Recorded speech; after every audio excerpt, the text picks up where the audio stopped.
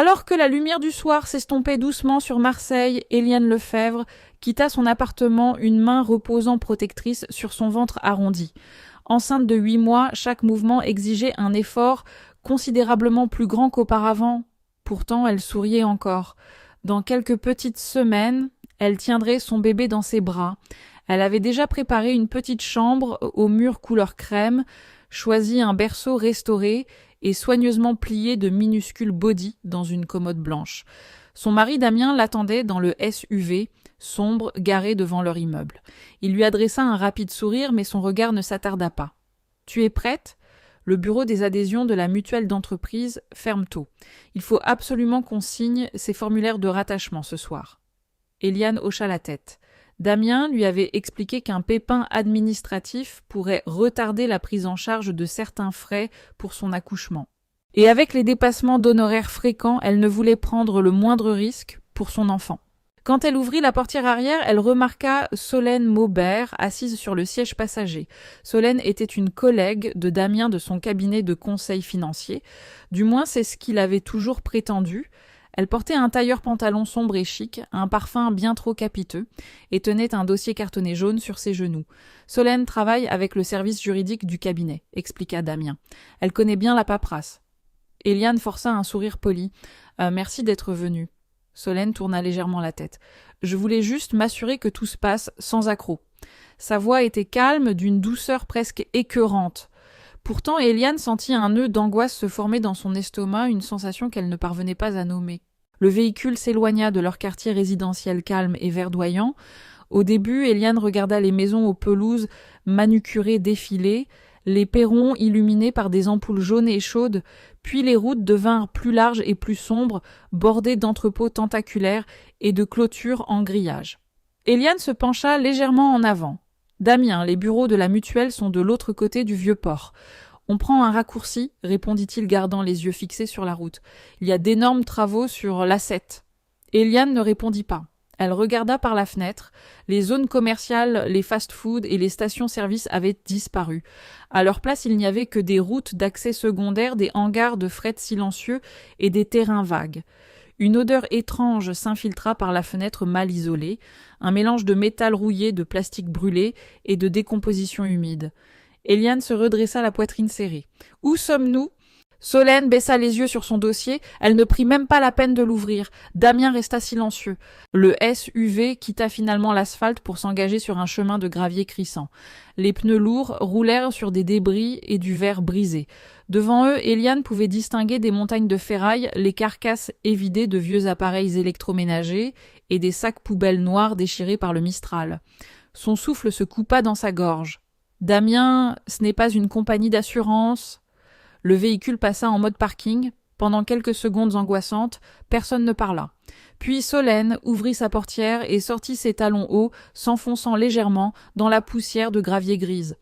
Damien resta au volant, les deux mains agrippées fermement au volant. Éliane fixa son mari dans le rétroviseur. « Damien, qu'est-ce qui se passe ?» Il se retourna lentement. Son visage avait complètement changé. Fini l'épuisement, la vague inquiétude, la tendresse conjugale. Il n'y avait qu'un vide glacial qu'elle n'avait jamais vu auparavant. Sort de la voiture. Éliane laissa échapper un petit rire nerveux. « Arrête, ce n'est pas drôle. Sors. » Sa voix était plus tranchante, plus dure cette fois. Éliane plaça ses deux mains sur son ventre. « Je suis enceinte. Tu ne peux pas me laisser ici. » Dehors, Solène croisa les bras et laissa échapper un rire bref et haletant. Elle aurait vraiment dû comprendre maintenant que tu ne voulais pas de cette vie. Éliane fixa Damien, incapable de comprendre ce qu'elle entendait. C'est elle, depuis combien de temps ? Il détourna le regard. Cet évitement lâche lui fit plus mal qu'un coup physique. Éliane sentit ses jambes trembler. Elle essaya d'ouvrir la lourde portière, mais son corps douloureux et lourd réagissait avec lenteur. Damien sortit du côté conducteur, fit le tour du véhicule et ouvrit brusquement la portière arrière. L'air glacial du soir lui gifla le visage. « Sors !» répéta-t-il. Éliane posa un pied sur le gravier s'accrochant au cadre de la portière pour garder l'équilibre. « Damien, je t'en supplie, pas ici, pas avec le bébé. Ramène-moi à la maison, on peut en parler, on peut trouver une solution. » Solène sortit son smartphone et pointa discrètement la caméra vers elle.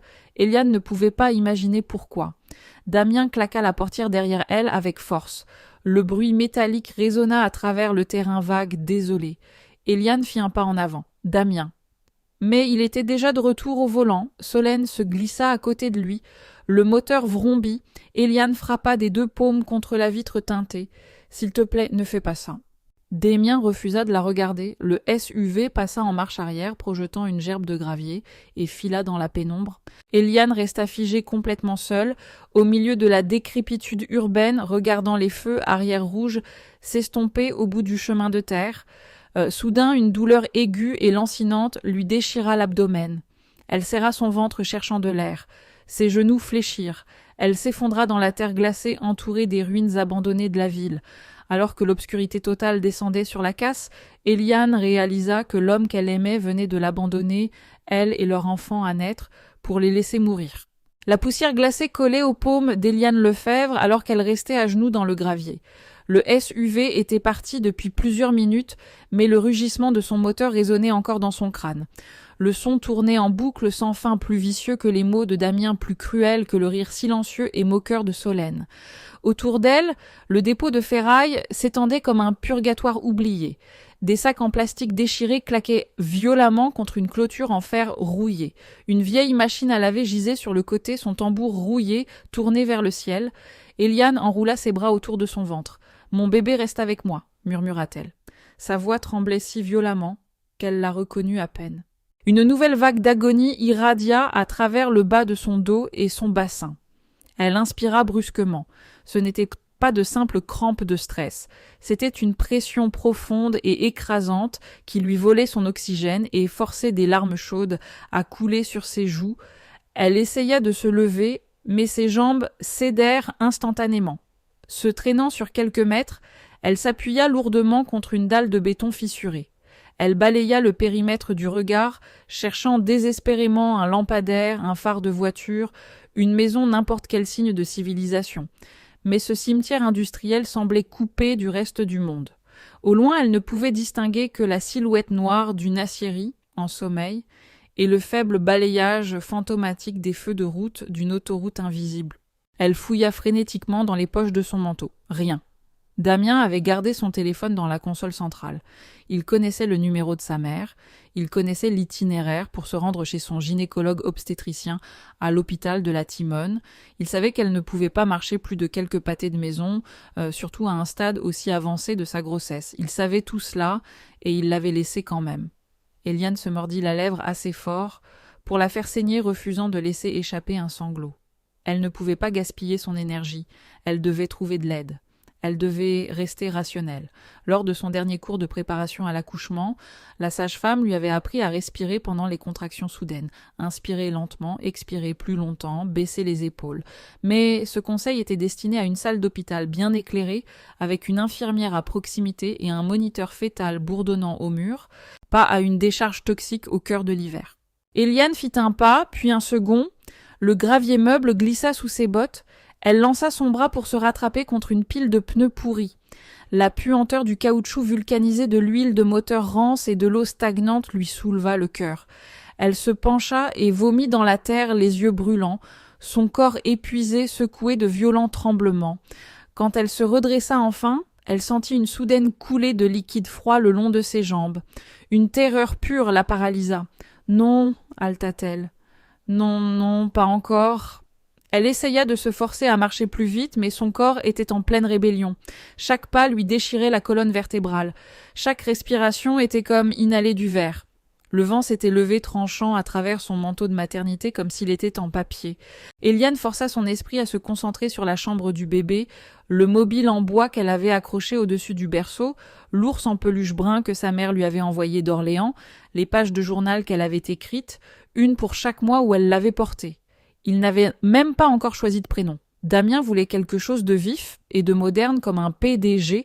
Eliane avait préféré quelque chose de doux, quelque chose qui sonnait comme son grand-père. Maintenant, cette dispute semblait appartenir à un univers parallèle. Une autre contraction frappa infiniment plus violente que la dernière. Eliane poussa un cri primal et retentissant. Elle ne pouvait plus se retenir. Le son fut avalé par le vaste terrain vague. Elle attendit parfaitement immobile, priant pour un cri en réponse. Rien. Elle continua à se traîner vers ce qu'elle pensait être le portail d'entrée, mais les ombres lui jouaient des tours. Un monticule de berline écrasé ressemblait à un mur de briques. Une flaque d'huile de moteur sombre ressemblait à un sol solide. Son pied s'accrocha à un lourd câble de démarrage et elle s'écrasa lourdement dans la terre, encaissant le choc sur son épaule. Eliane resta là pendant plusieurs secondes physiquement incapable de bouger, une panique aveugle menaçait de consumer son esprit. Elle pensa à sa mère qui appelait chaque dimanche juste pour prendre des nouvelles. Elle pensa à Madame Dubois, sa voisine âgée, qui lui apportait parfois des tartes aux noix de pécan chaudes. Elle pensa à tous leurs amis communs, qui croyaient sincèrement que Damien était un mari dévoué et travailleur. Personne ne savait où elle était. Personne ne viendrait la chercher avant qu'elle ne soit déjà une statistique de personnes disparues. Elle pressa sa joue contre la terre glacée et ferma les yeux prête à abandonner. Puis elle sentit un coup de pied distinct rouler contre sa paume. Son bébé se battait encore.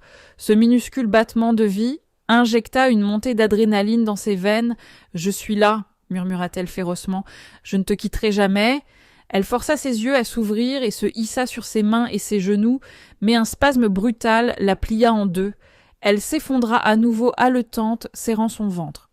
À travers sa vision floue, elle vit quelque chose bouger dans l'obscurité près d'une montagne de pièces de voiture rouillées. Eliane souleva sa lourde tête.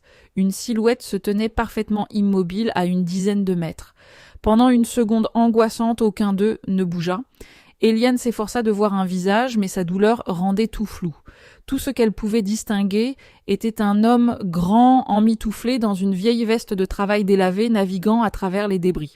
Il portait un sac de sport en toile de style militaire en bandoulière et une petite lampe frontale à LED attachée à son bonnet sale. Eliane essaya de crier à l'aide, mais sa gorge était complètement à vif. « S'il vous plaît !» réussit-elle à croasser. L'homme s'arrêta instantanément. Il l'avait entendu. « Madame !» lança-t-il sa voix à un baryton grave et rocailleux. « Vous êtes blessée. » Eliane essaya de répondre, mais une autre contraction arracha un cri guttural de sa poitrine.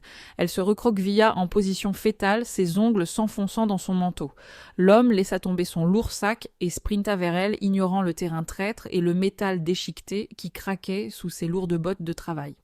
Quand il l'atteignit, il tomba à genoux, gardant une distance respectueuse sans la toucher. Son visage était profondément buriné par des années dans la rue. Des cheveux grisonnants dépassaient dessous son bonnet. Ses mains étaient calleuses et maculées de graisse, mais ses yeux contenaient une douceur profonde et apaisante dont Eliane avait désespérément besoin. « Je m'appelle Silas », dit-il d'un ton stable et autoritaire. « Silas Moreau, je vais vous sortir de là et essayez juste de ne pas bouger. » Eliane secoua la tête frénétiquement. « Mon mari, il m'a laissé ici, il est parti avec avec elle, je vais accoucher. » Silas baissa les yeux sur son ventre puis sur la terre sombre et humide qui s'accumulait sous ses jambes. Son attitude passa instantanément de prudente à intensément concentrée. « Depuis combien de temps êtes-vous ici ? » ?»« Je ne sais pas. 20 minutes, 1 heure. » Sans hésiter, Silas retira sa grosse veste de travail et la drapa solidement sur ses épaules. Elle sentait le feu de bois et la vieille laine, mais elle était incroyablement chaude. Eliane agrippa les revers, s'effondrant finalement, alors que des larmes chaudes coulaient sur son visage gelé. « Vous avez un téléphone » sanglota-t-elle. Silas plongea la main dans la poche de sa chemise en flanelle et en sortit un Android cabossé à l'écran sévèrement fissuré. Il n'est pas beau, mais il fonctionne. Ses doigts épais tremblèrent légèrement, alors qu'il composait le 15. Mais sa voix était d'une clarté militaire lorsque l'opérateur du SAMU répondit « J'ai une urgence médicale, femme enceinte abandonnée au vieux dépôt de ferraille près du chemin de l'industrie juste après les limites de la ville. Elle est en grande détresse, elle a perdu les os, envoyez une ambulance immédiatement. » Il garda les yeux fixés sur Eliane tout en répondant aux questions rapides de l'opérateur. Il leur donna des coordonnées exactes, la grue jaune rouillée, les conteneurs bleus empilés, le chemin de terre spécifique menant de la départementale. Il ne raccrocha pas avant d'avoir 1 heure d'arrivée estimée précise des secours.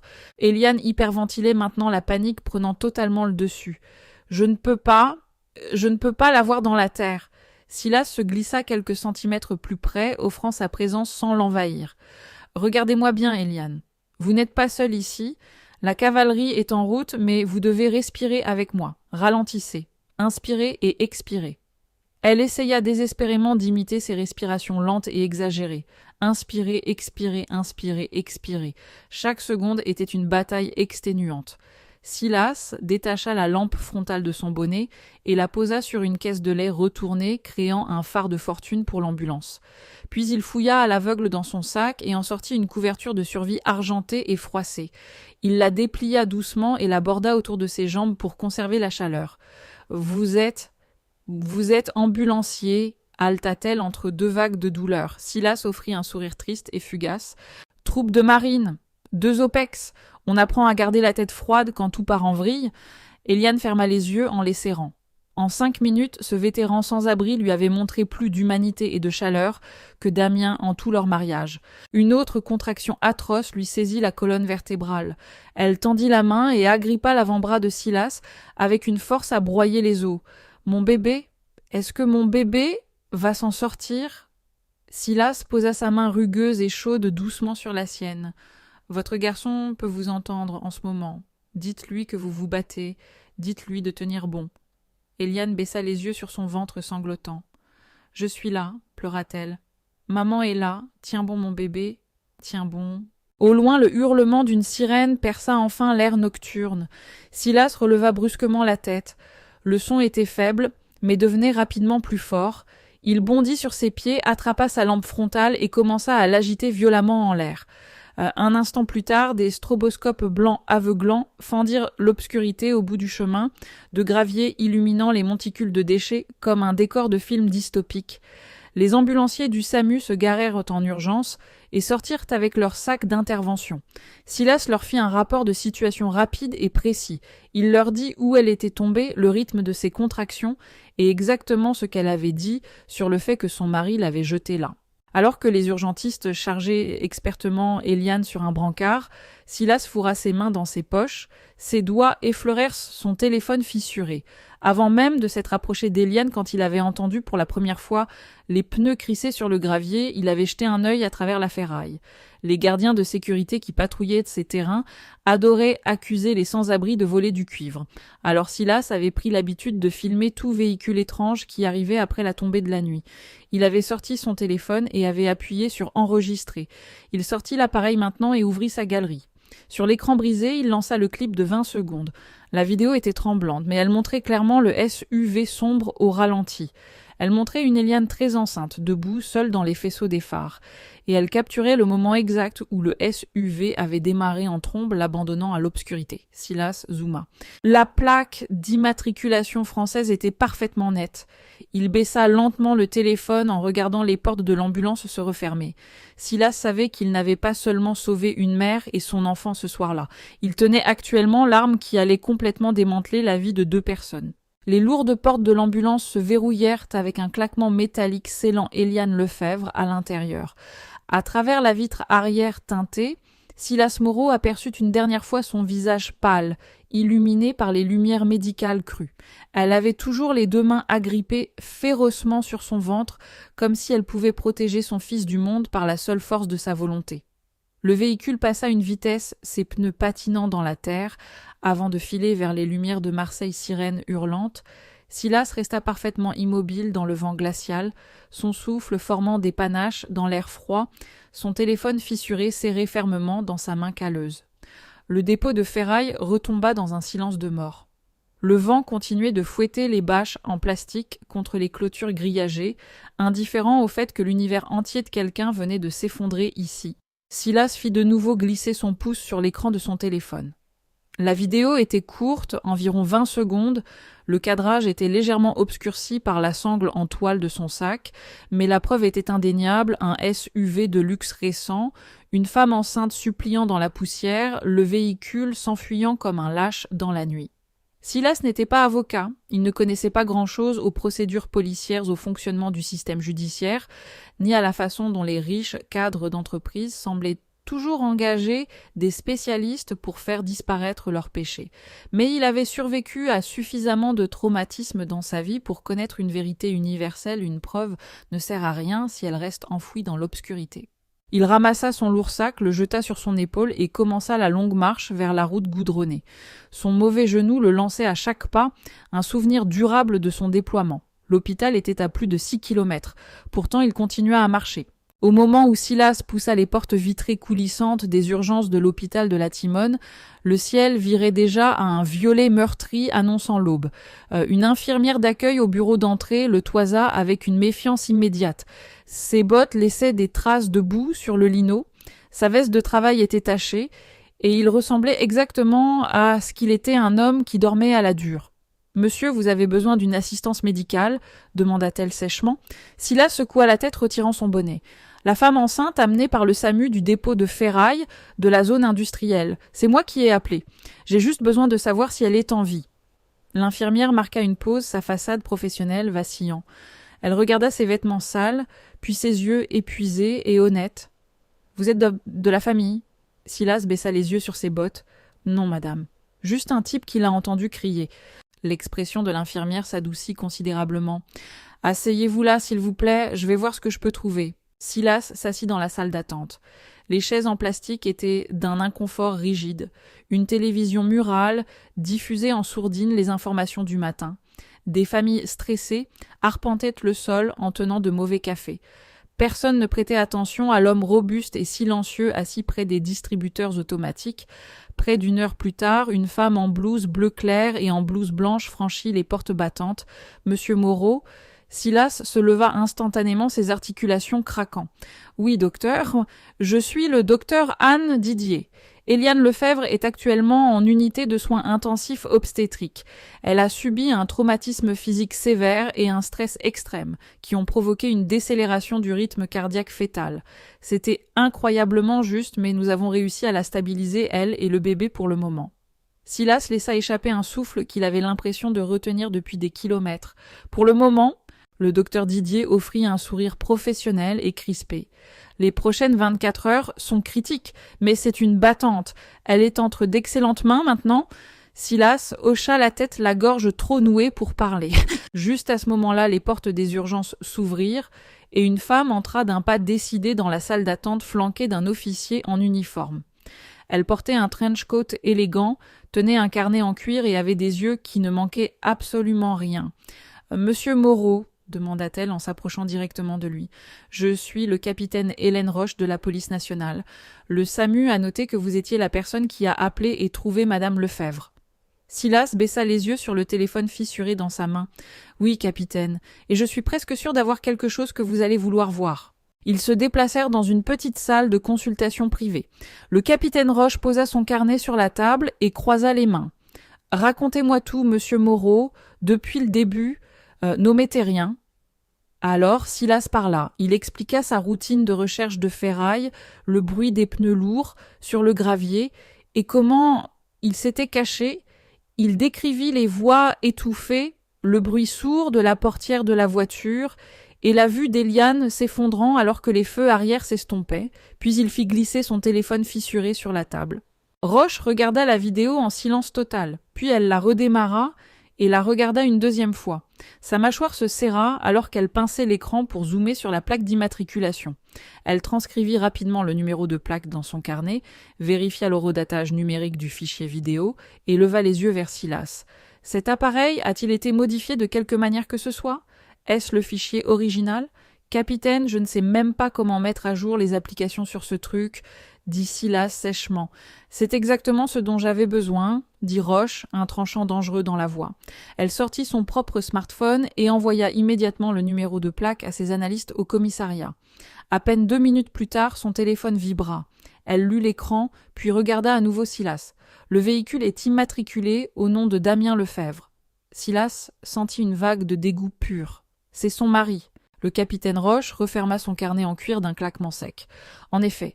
Et maintenant, mon équipe et moi allons découvrir exactement pourquoi un homme a pensé qu'il pouvait abandonner sa femme enceinte dans une décharge toxique et s'en tirer. À l'étage, dans une chambre stérile et silencieuse, Éliane respirait faiblement sous le bourdonnement rythmé des moniteurs fœtaux.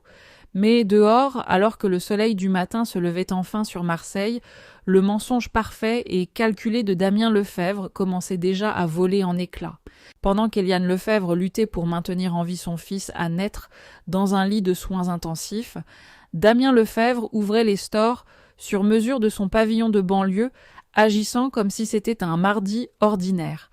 La lumière du soleil inonda le salon ouvert, illuminant les photos encadrées, le canapé, roche-beaubois coûteux et le tapis persan qu'Eliane avait mis des semaines à choisir. Damien resta figé un instant au centre de la pièce, les yeux rivés sur une photographie encadrée en argent sur la cheminée. Elle datait de Noël dernier. Eliane était radieuse riant en tenant son ventre de femme enceinte avec Damien debout derrière elle, ses bras enroulés amoureusement autour de sa taille. Pour le reste du monde, c'était l'image de la perfection de la classe moyenne supérieure. Damien prit le cadre, le fixa, avec des yeux vides et sans ciller, et le posa doucement face contre le bois. Solène Maubert sortit de la cuisine gastronomique tenant 2 tasses de café filtre. Elle portait l'un de ses coûteux peignoirs en soie. « Tu t'es agité toute la nuit. » Damien prit la tasse mais ne but pas une gorgée. « J'ai un énorme bazar à gérer aujourd'hui. » Solène roula des yeux, prenant une gorgée délicate de son café. « Tu n'as rien à gérer. Eliane a fait une crise de nerfs et est partie. C'est le scénario. C'est tout ce que les gens ont besoin de savoir. » Damien la regarda enfin. « Et quand les gens commenceront à poser des questions, tu leur dis qu'elle était instable, que les hormones de la grossesse l'ont rendue irrationnelle, qu'elle avait besoin d'espace, alors elle est partie. » Les gens gobent les excuses simples et tragiques, Damien surtout, quand ça leur évite de se mêler des drames des autres. Elle s'assit sur le canapé avec un niveau de confort glaçant qui irrita les nerfs de Damien. Elle glissa ses pieds nus sous elle et posa son téléphone sur la table basse en verre, agissant comme si elle détenait le titre de propriété de cette maison depuis des années. Il faudrait vraiment commencer à vider ses affaires, nota Solène nonchalamment, en commençant par cette chambre de bébé. Damien tressaillit, détournant le regard. « Pas aujourd'hui ?» Solène posa sa tasse avec un bruit sec. « Pourquoi pas aujourd'hui ? C'est ce que tu voulais, Damien. Tu m'as littéralement dit que ce bébé allait ruiner ta vie. Tu as dit que tu refusais de passer les 20 prochaines années à financer un fantasme de banlieue dans lequel tu te sentais piégé. » La mâchoire de Damien se serra si fort que ses dents lui firent mal. « Je ne l'ai pas dit exactement comme ça. » « Tu l'as pensé. » Un silence lourd et suffocant s'installa dans la pièce. Damien savait qu'elle avait raison. Au cours des 6 derniers mois, il n'avait fait que se plaindre à Solène lors de déjeuners coûteux arrosés de cocktails. Il s'était plaint du budget de la chambre d'enfant, des rendez-vous interminables chez le gynécologue, de la perte totale de sa liberté. Il prétendait qu'Eliane était inconsciente de la pression financière qu'il portait, mais au fond de lui, ce n'était pas Eliane qui l'étouffait. C'était sa propre terreur pathétique de devenir père, de ne plus être le centre de son propre univers. Il posa son café intact sur l'îlot de la cuisine. « Nous devons soigner les apparences, garder une routine normale. » Solène sourit, l'air immensément satisfaite. « Parfait. Allons déjeuner. Il y a ce nouveau bistrot branché à Aix. Laissons nos collègues nous voir ensemble. Laissons-les te voir tenir le coup malgré ta femme en fuite. » 1 heure plus tard, ils étaient assis dans un box ensoleillé d'un café branché du centre-ville. Solène riait sans effort avec 2 jeunes cadres de leur département marketing qu'ils avaient opportunément rencontrés. Elle parlait de nouveaux comptes d'entreprises de voyage à venir à Mykonos et de la sensation rafraîchissante de se débarrasser de l'énergie toxique. Damien poussait un morceau de toast à l'avocat dans son assiette faisant semblant d'écouter. Son iPhone vibra violemment dans la poche de son costume. Son cœur martela contre ses côtes. Il le sortit brusquement, redoutant un numéro de la police, mais ce n'était qu'un email du vice-président de la société exigeant un rapport trimestriel. Damien laissa échapper une expiration tremblante. Solène remarqua son visage pâle. « Tu vois, tu sursautes pour un rien, personne ne sait rien. » Damien remit le téléphone dans sa poche. Eliane n'avait pas son téléphone. Elle ne pouvait appeler personne. Solène se pencha sur la table, baissant la voix à un murmure conspirateur. Ce qui signifie qu'elle ne racontera sa version de l'histoire à personne non plus. L'implication flottait dans l'air froide et sociopathique. Damien fixa son assiette. Pendant une microseconde terrifiante, son cerveau revit Eliane à genoux dans la poussière, ses mains frappant contre la vitre teintée son visage déformé par la terreur pure. Il repoussa mentalement l'image dans le coin le plus sombre de son esprit. Plus tard dans l'après-midi, Solène retourna au lotissement avec une brassée de cartons de déménagement. « Je vais commencer à emballer son placard », annonça-t-elle. « On ne peut pas laisser ses vêtements de maternité prendre toute la place. » Damien ne répondit pas. Il se versa un généreux verre de whisky. Solène entra dans la chambre principale et commença à arracher les vêtements des cintres. Elle fourra les robes d'Éliane dans des boîtes en carton, sans les plier, jeta ses romans préférés en tas et balança ses articles de toilette dans un sac poubelle, puis elle descendit le couloir et ouvrit la porte de la chambre du bébé. Elle se tint dans l'embrasure, fixant le berceau restauré et les bodys pliés. Damien apparut derrière elle, la voix rauque à cause de l'alcool. « Laisse cette pièce tranquille. » Solène se tourna agacée. « Qu'est-ce que tu vas en faire un sanctuaire ? J'ai dit, sors de là !» Pour la première fois de la journée, son ton contenait un vrai venin. Solène ricana, attrapa son téléphone et retourna dans le couloir d'un pas arrogant. Quelques minutes plus tard, elle téléchargea une photo d'elle et de Damien prise au café sur sa story Instagram. Elle ajouta un filtre esthétique et tapa une légende. « Parfois, les décisions les plus difficiles mènent au plus beau nouveau départ.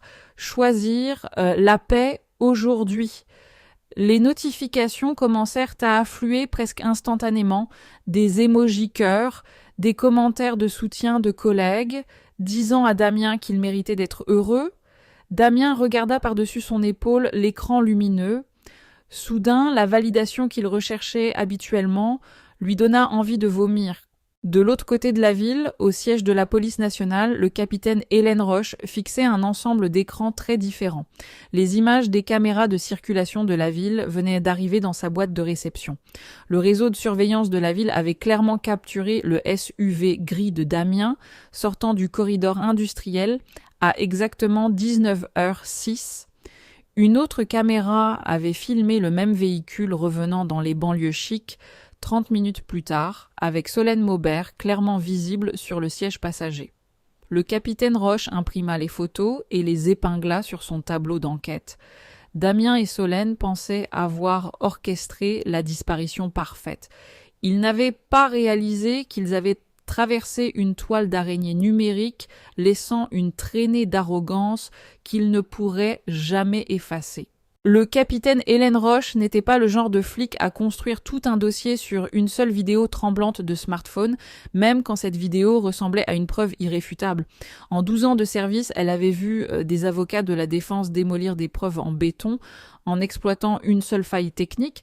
Elle ne voulait pas seulement prouver que Damien Lefebvre était à la casse, elle voulait une chaîne de preuves en titane hermétique, une chronologie si complètement impénétrable que ni les avocats hors de prix de Damien, ni les larmes de crocodile de Solène ne pourraient la démanteler. En fin de matinée, Roche gara sa voiture banalisée dans la rue de la résidence des Lefebvre. Le lieu avait l'air odieusement normal. La pelouse manucurée était verte, l'allée était balayée, et une décoration en bois, c'est un garçon, était encore plantée dans le parterre de fleurs près du porche d'entrée. C'était l'illusion parfaite du rêve pavillonnaire. Alors que Roche s'approchait de l'allée, la porte d'entrée de la maison voisine s'entr'ouvrit en grinçant. Madame Dubois sortit sur son porche, resserrant un épais gilet bleu poudré autour de ses épaules. À 73 ans, sa posture était légèrement voûtée, mais ses yeux, derrière ses lunettes à monture métallique, étaient incroyablement vifs. Elle tenait une tasse de tisane à 2 mains. « Vous êtes de la police ?» lança la vieille dame. Roche brandit sa plaque dorée. « Oui, madame, capitaine Roche, nous effectuons une vérification de bien-être concernant Éliane Lefebvre. » Le visage de madame Dubois perdit instantanément ses couleurs. « Éliane, grand Dieu, est-ce qu'elle va bien, le bébé ?» Roche garda un ton professionnel mais empathique. « Elle est à l'hôpital de la Timone. Elle se repose, mais la nuit a été très difficile. » Madame Dubois posa sa tasse sur une table d'appoint en osier avec une main tremblante. « Je le savais. J'ai dit à ma fille la semaine dernière que quelque chose pourrissait dans cette maison. » Roche désigna la balancelle du porche. « Ça vous dérange si je m'assois ? Dites-moi ce que vous avez remarqué. » Madame Dubois expliqua qu'Éliane avait semblé profondément épuisée, presque craintive, ces dernières semaines. Elle avait remarqué que Damien rentrait de plus en plus tard, sentant le jean cher plutôt que le bureau. Plus important encore, Madame Dubois avait vu Solène Maubert rôder dans le quartier. Parfois, Solène était dans le SUV de Damien. D'autres fois, elle était garée quelques maisons plus loin dans sa propre Audi rutilante, observant simplement la maison. « Je n'ai jamais rien dit à Éliane, » confessa Madame Dubois, les larmes montant à ses yeux fatigués. « Je me suis dit, ce ne sont pas mes affaires, ne sois pas une vieille fouineuse. Je pensais que c'était juste une vilaine liaison typique. Je n'aurais jamais imaginé. » Elle s'interrompit, s'essuyant la joue. Mon silence n'a pas aidé cette pauvre fille. Roche posa une main rassurante sur le bras de la femme. « Vous me le dites maintenant, Madame Dubois, c'est ce qui compte. » Madame Dubois sursauta soudain et pointa un doigt tremblant vers le cadre de sa porte d'entrée. « Attendez, mon fils m'a installé une sonnette avec caméra il y a quelques mois parce que des jeunes volaient mes colis. Elle pointe droit sur leur allée. » 5 minutes plus tard, Roche était assise à l'îlot de cuisine de Madame Dubois, faisant défiler l'application sur l'iPad de la vieille dame. Elle afficha les événements activés par le mouvement de la veille au soir. C'était là. À exactement 18h42, la caméra s'était déclenchée. La vidéo HD montrait le SUV de Damien au ralenti dans l'allée. Eliane sortit de la maison, l'air fatigué mais calme, serrant un dossier de paperasse. Damien sortit, lui ouvrit la portière arrière, puis remonta au volant. 10 secondes plus tard, l'Audi de Solène s'arrêta au bord du trottoir. Solène en sortit vêtue de son tailleur pantalon sombre et monta directement sur le siège passager de Damien. Ils partirent. Roche tapa sur l'écran mettant la vidéo en pause, sur le visage confiant d'Eliane. Eliane ne fuyait pas un mariage toxique, elle ne faisait pas une crise psychotique. Elle montait dans une voiture avec un mari en qui elle avait encore une confiance aveugle. Cet après-midi-là, un jeune inspecteur au commissariat vérifia l'histoire des papiers d'assurance. Un rapide appel au service des ressources humaines du cabinet de Damien fit voler le mensonge en éclats. Il n'y avait pas de réunion obligatoire le soir, il n'y avait pas de formulaire de rattachement urgent nécessitant une signature physique. L'entreprise gérait toute la paperasse des congés familiaux via un portail en ligne sécurisé. Tout le prétexte du trajet était un piège calculé et prémédité. Ensuite vint l'expertise numérique. Les réquisitions pour le bornage téléphonique confirmèrent exactement ce que la vidéo de Silas montrait. L'iPhone de Damien et celui de Solène avaient tous deux borné sur la tour de téléphonie mobile située à moins d'1 kilomètre de la casse au moment exact où Eliane avait été abandonnée. Mais c'est l'historique de recherche de l'ordinateur portable de Solène, consulté via une réquisition judiciaire d'urgence, qui fit passer l'affaire de mise en danger de la vie d'autrui à tentative d'homicide. Au cours des 3 dernières semaines, Solène avait cherché sur Google combien de temps une personne peut-elle survivre à l'extérieur par 0 degré Celsius, zone industrielle abandonnée région de Marseille, déclencheur de détresse fétale 3e trimestre. Un stress extrême peut-il provoquer un accouchement prématuré? Le capitaine Roche fixa les journaux de recherche imprimés dans le bureau animé. Son estomac se noua. Ce n'était pas un crime passionnel ou une décision paniquée d'un mari lâche voulant éviter la pension alimentaire, c'était une tentative d'assassinat froidement calculée par procuration. Ils avaient pleinement l'intention que les températures glaciales et le choc de l'abandon tuent Eliane et le bébé, les laissant libres de toucher l'assurance vie et de vivre leurs fantasmes tordus. Roche se dirigea vers le grand tableau blanc et commença à épingler les preuves. Les images de la caméra de la sonnette, les photos des caméras de l'autoroute, la vidéo du téléphone fissuré de Silas, les dossiers des RH, le bornage téléphonique, l'historique de recherche Google. La toile était complète. C'était un chef-d'œuvre de piège d'enquête. De l'autre côté de la ville, dans le calme stérile des soins intensifs, Eliane dormait enfin d'un profond sommeil médicamenteux en sécurité et au chaud. Une infirmière de nuit ajusta doucement sa perfusion et vérifia le moniteur de fréquence cardiaque fétale, souriant aux battements forts et réguliers qui résonnaient dans la pièce. De retour au commissariat, Roche attrapa son manteau et son étui. Elle regarda son partenaire, un vétéran grisonnant, nommé lieutenant Martel. « Damien Lefebvre se prend pour le type le plus intelligent de la pièce, » dit Roche en vérifiant son arme de service. « Allons lui montrer qu'il est le plus stupide. » Le lendemain matin, Damien Lefebvre entra d'un pas arrogant dans le hall d'entrée élégant et vitré de son cabinet financier du centre-ville, portant exactement le même costume Tom Ford, impeccablement taillé, qu'il réservait pour conclure de gros contrats. Il avait à peine dormi, carburant principalement au café noir et à l'ego, se convainquant que le plus dur était passé. Le scénario était en place. Eliane était une fugueuse. Il était le mari abandonné et tragique. Il traversa l'open space adressant un signe de tête ferme aux jeunes analystes et forçant même un rire charmant à la blague d'un collègue. Personne ici ne connaissait le monstre qu'il était vraiment. Alors qu'il s'installait dans son bureau d'angle, son assistante de direction, une jeune femme nommée Chloé, passa nerveusement la tête par la porte.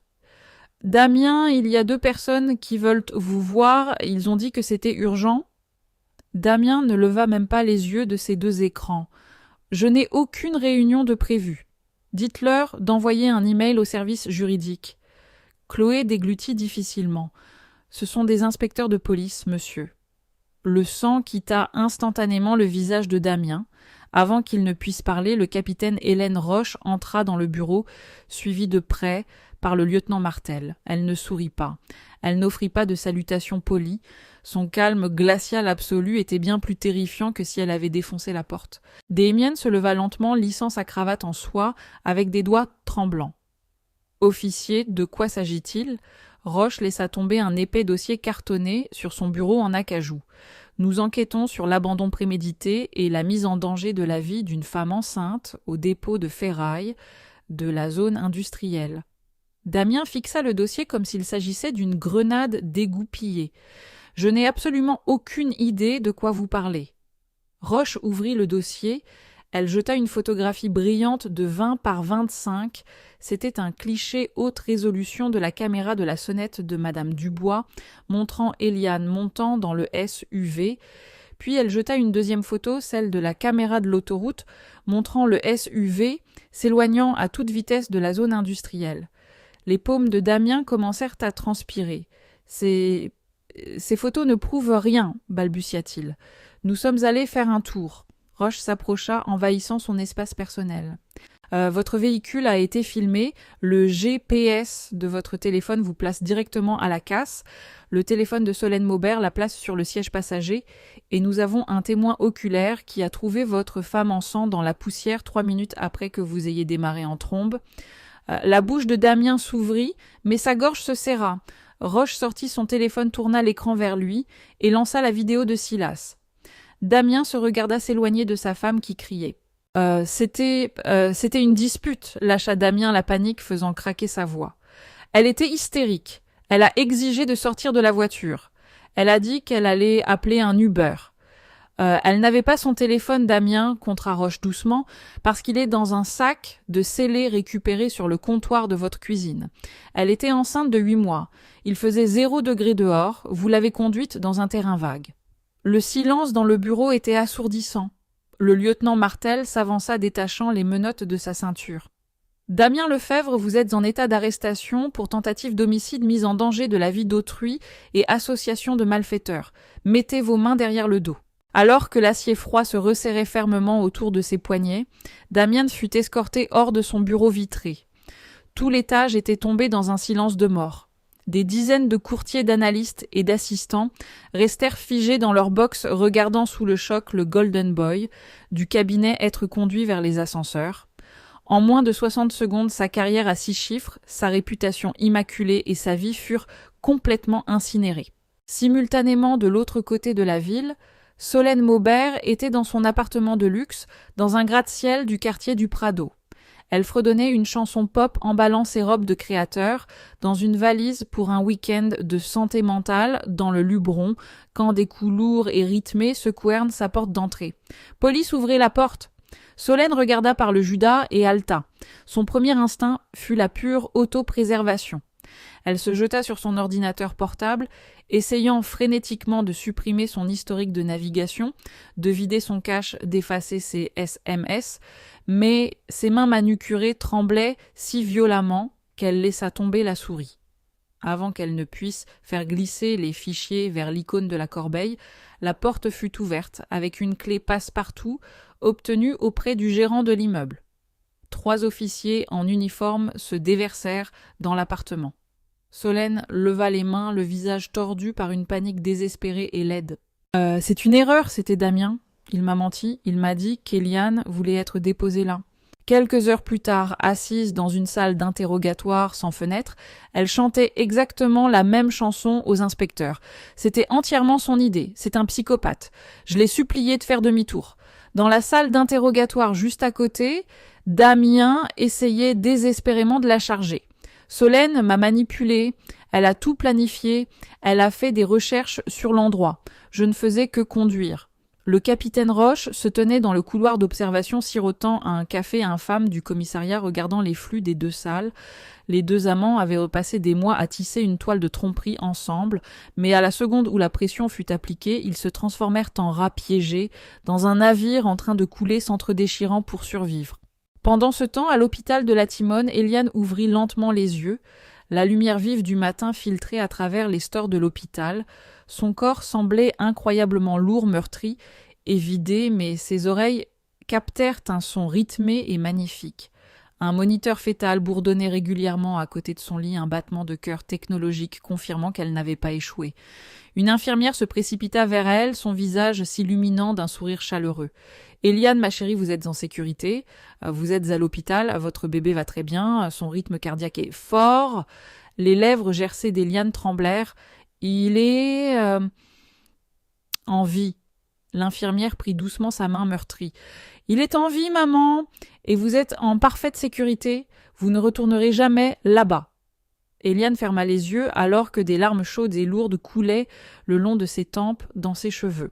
Pour la première fois depuis qu'elle était sortie du SUV sur le gravier glacial, ses larmes n'étaient pas nées de la terreur. C'étaient les premières gouttes douloureuses et magnifiques d'un profond soulagement, et quelque part en ville, enfermés dans des cellules en béton, Damien et Solène réalisèrent enfin que leur mensonge parfait ne les protégerait plus jamais. Les mois qui suivirent le procès ne furent pas définis par des moments dramatiques explosifs ou des victoires dignes d'un film. Ils furent plutôt définie par une avalanche lente et écrasante de conséquences inévitables. Damien Lefebvre était assis seul dans sa cellule au centre pénitentiaire des Baumettes, hanté chaque nuit par l'écho des pneus crissants sur le gravier. Il avait passé toute sa vie d'adulte à croire qu'un costume élégant, un titre d'entreprise et un sourire charismatique le rendaient invincible. Maintenant dépouillé de son armure sur mesure, il n'était plus personne. Son cabinet financier l'avait officiellement licencié 2 jours après sa mise en examen. Le communiqué de presse de l'entreprise était juridiquement vague, mais dans le monde impitoyable de la finance marseillaise, tout le monde savait exactement pourquoi. Les collègues qu'il avait l'habitude d'inviter pour de somptueux barbecues d'été avaient complètement bloqué son numéro. Son nom était devenu radioactif. Le pavillon de banlieue qu'il partageait avec Eliane fut liquidé lors de la procédure de divorce. Le juge ne montra aucune pitié, accordant à Eliane le maximum autorisé par la loi. La plus-value de la maison, son plan d'épargne retraite, et ses économies furent vidées pour couvrir les frais médicaux d'Eliane, la thérapie intensive dont elle avait besoin, et des dommages et intérêts punitifs. Le plus dévastateur pour l'ego de Damien fut que le juge aux affaires familiales lui retira complètement l'autorité parentale. Il fut légalement effacé de la vie de son fils. Un soir pluvieux, le frère aîné de Damien vint le voir au parloir. Ils s'assirent de part et d'autre d'une épaisse cloison en plexiglas, communiquant par l'interphone grésillant. Damien espérait désespérément une bouée de sauvetage, une promesse que les liens du sang étaient plus forts que tout, que la famille engagerait un avocat pour faire appel. Au lieu de cela, son frère le fixa avec un dégoût glacial. « Tu n'as pas seulement essayé de tuer Eliane Damien, tu as traîné le nom de notre famille dans la boue. Tu as trahi tout ce que papa nous a appris sur ce que c'est d'être un homme. » Damien déglutit difficilement. « J'ai fait une erreur. »« Tu as fait un choix, » le corrigea sèchement son frère. Il raccrocha le téléphone et quitta la salle de visite sans un regard en arrière. Ce fut le dernier visiteur que Damien reçut pendant des années. Solène Maubert connut une destruction d'un genre différent incroyablement moderne. Initialement libérée sous caution, elle essaya de créer un récit de relations publiques. Elle publia des TikTok vagues et larmoyants prétendant être victime d'emprise manipulée par un homme puissant et abusif. Elle implora la grâce et la compassion. Mais Internet est sans pitié. Des podcasteurs de true crime et des détectives du web mirent la main sur les transcriptions du tribunal. Ces recherches Google « Combien de temps une personne peut-elle survivre à l'extérieur par 0 degrés Celsius ?» devinrent virales. La vidéo de la caméra de la sonnette fuita. La meute numérique s'abattit sur elle. Son agence de marketing la laissa tomber instantanément. Les marques avec lesquelles elle avait travaillé la dénoncèrent publiquement. Ses anciens amis se précipitèrent pour la supprimer de leurs photos Instagram. Sa mère l'appela une seule fois. Solène répondit en sanglotant hystériquement. « Maman, s'il te plaît !» Je ne voulais pas que ça aille aussi loin. La voix de sa mère était morte et distante. Tu es restée assise dans une voiture chaude, à regarder une femme enceinte être abandonnée dans une casse pour y mourir. Je ne sais même plus comment te regarder. La communication fut coupée. Solène s'assit sur le sol de son appartement vide, son téléphone glissant de ses doigts. Elle comprit enfin qu'aucun stratagème de communication ne pourrait réparer une âme pourrie. Pendant ce temps, dans le monde réel, la vie avançait avec une résilience fragile et magnifique. Après plusieurs semaines exténuantes de repos alité, Eliane donna naissance à un petit garçon. Il était légèrement prématuré, pesant à peine 2,7 kg, mais ses poumons étaient puissants et son premier cri remplit la salle d'accouchement d'une force indéniable. Eliane le serra contre sa poitrine, sentant son cœur brisé se fracasser et se reconstruire simultanément en quelque chose d'incassable. Elle le nomma Émile. L'esprit de communauté se rallia autour d'elle d'une manière qu'elle n'aurait jamais imaginée. Sa mère arriva d'Orléans en avion apportant un couvre-lit fait main.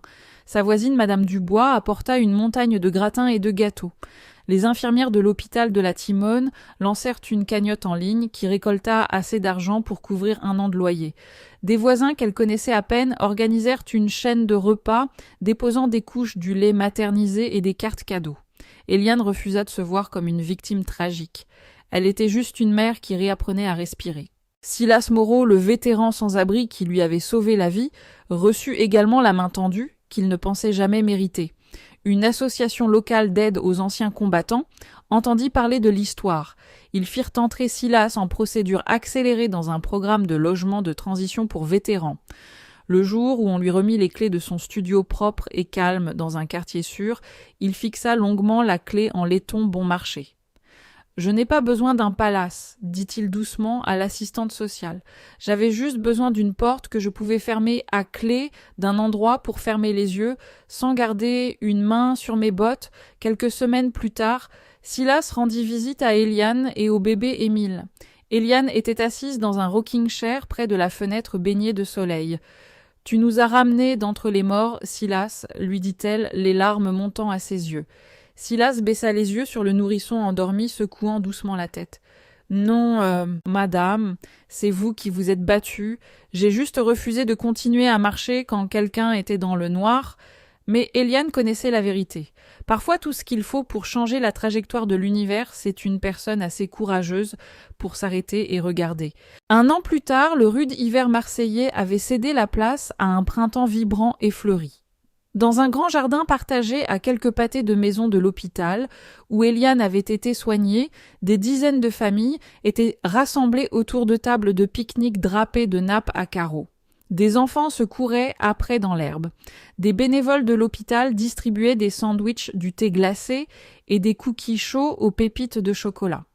Au centre du jardin, une belle arche en bois avait été érigée portant une pancarte fraîchement peinte. La Fondation Eliane et Émile soutien d'urgence pour les mères en crise. Eliane se tenait près de la pancarte, tenant en équilibre sur sa hanche un Émile d'1 an qui gloussait. Il avait une tignasse de boucles brunes, indisciplinées, et des yeux vifs et curieux. Il essayait sans cesse d'attraper le ruban bleu de cérémonie épinglé sur la veste en jean de sa mère. Eliane éclata d'un rire riche et sincère, un son qui avait été absent de sa vie pendant si longtemps. Après le procès, elle avait quitté le pavillon de banlieue et loué un appartement lumineux de 3 pièces à la Joliette. Elle avait lentement repris son travail d'analyste de données, mais plus important encore, elle avait commencé à faire du bénévolat dans des foyers pour femmes. Elle y rencontra des mères piégées par la violence économique des femmes abandonnées, par des lâches des femmes qui n'avaient personne à appeler. Eliane connaissait leur terreur intimement. En s'associant avec le capitaine Roche, le docteur Didier et un conseil d'administration d'acteurs locaux, elle avait lancé la fondation. Elle fournissait des bons d'hôtel d'urgence, des téléphones prépayés, des crédits Uber pour les hôpitaux, des fournitures pour bébés et par-dessus tout une ligne d'assistance téléphonique tenue par des femmes qui ne les jugeraient jamais. Eliane refusa de laisser son histoire être une simple mise en garde. Elle arma son traumatisme et le transforma en un sanctuaire. Madame Dubois s'approcha d'elle, vêtue de son gilet bleu poudré signature et tenant un bouquet de tulipes jaunes. « Regardez-vous tous les deux absolument radieux, sourit la vieille femme. Eliane la serra fort dans ses bras. C'est toi qui as parlé, Madame Dubois. Tu nous as sauvés. J'ai parlé tard, corrigea doucement Madame Dubois. Mais je passerai le reste de mes jours à parler tôt. De l'autre côté de la pelouse, Silas remontait le chemin de gravier, portant une lourde boîte à outils rouge. Il ne portait plus ses vêtements sales, il portait un jean propre, une chemise en flanelle impeccable et de nouvelles bottes de travail. Grâce à l'association, il avait décroché un emploi à temps partiel comme homme d'entretien pour un centre social local. Il réparait les robinets qui fuyaient, recablait les lampes et réparait les vélos cassés pour les enfants du quartier. Le travail ne lui donnait pas seulement un salaire, il lui donnait un but. Le bébé Émile aperçut Silas et tendit immédiatement ses bras potelés en babillant avec enthousiasme. Le visage buriné de Silas s'éclaira d'un immense sourire. Il posa sa boîte à outils et souleva le garçon. Émile attrapa immédiatement la casquette de baseball de la tête de Silas, faisant rire tous les adultes. « Tu deviens lourd, petit bonhomme !» gloussa Silas. Éliane les regardait, le cœur débordant. Pendant longtemps, elle avait cru que la famille signifiait un mari, une maison avec un crédit et des noms de famille assortis. Mais elle savait maintenant que la famille se forge dans le feu. Elle se construit à partir d'étrangers qui refusent de détourner le regard de voisins qui prêtent attention de la pure volonté obstinée de survivre. Plus tard dans l'après-midi, Éliane monta sur un petit podium en bois installé sur l'herbe. Elle ajusta le microphone les mains stables et regarda la foule. Elle vit des infirmières, des policiers, des vétérans, des mères célibataires et des survivantes. « Il y a un peu plus d'1 an, je pensais que ma vie se terminait », commença Éliane, sa voix portant claire et forte à travers le jardin. « J'ai été laissée dans un endroit où j'étais censée être jetée et oubliée. Mais un homme que la société avait cessé de regarder a entendu ma voix. Il s'est arrêté. Il est entré dans l'obscurité. Et grâce à son courage, mon fils est ici aujourd'hui. » Silas baissa les yeux sur ses bottes, rougissant sous sa barbe, alors que la foule éclatait en applaudissements. Éliane sourit, trouvant sa force. Cette fondation ne porte pas seulement mon nom. Elle porte l'esprit de chaque femme qui a un jour été amenée à se sentir jetable. Nous sommes ici pour leur dire qu'elles comptent, qu'elles méritent la sécurité, qu'elles ne sont jamais de simples dommages collatéraux dans l'histoire égoïste de quelqu'un d'autre. Le jardin tomba dans un silence respectueux avant que les applaudissements ne reprennent plus forts et plus féroces qu'auparavant. Éliane serra Émile fort contre sa poitrine et leva les yeux vers le ciel bleu clair de Provence. Elle ne pouvait pas effacer la nuit où Damien Lefebvre l'avait laissée dans la poussière. Mais cette nuit ne la possédait plus.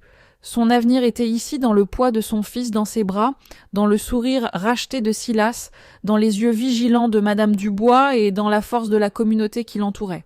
Éliane Lefebvre avait perdu un mari, mais elle avait trouvé sa voie.